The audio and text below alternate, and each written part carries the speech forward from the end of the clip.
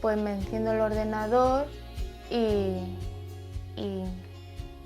me pongo los cascos y llamo a los clientes para ver si tienen aceite para recoger, y si tienen, pues yo hago el albarán y le pregunto: mañana ya pasará el chico durante la semana.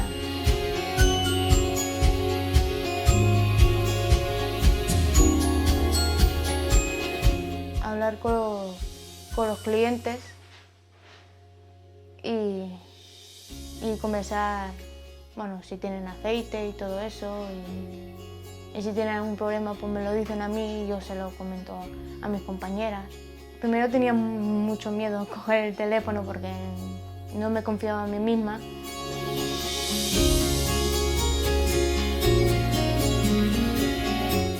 Yo quiero trabajar para ganar dinero y también quiero confiar en mí misma para que yo pueda hacer las cosas bien, para que ellos estén contentos conmigo, para que yo esté aquí trabajando más tiempo con ellos.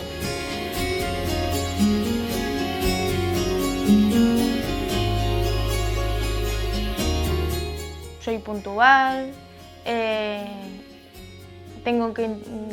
intento hacerlo yo sola a ver si puedo. Confían en mí y quieren que yo trabaje aquí y están muy contentos conmigo porque hago bien el trabajo.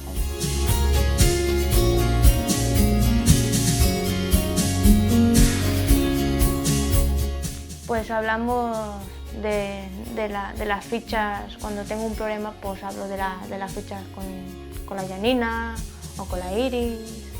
A veces intento hacerlo yo sola, pero veo que me encallo y tengo que preguntar a mis compañeras.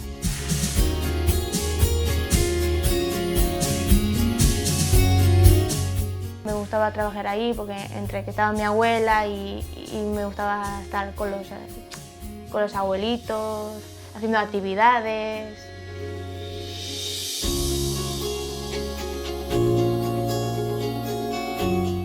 Conocer las famosas de la tele.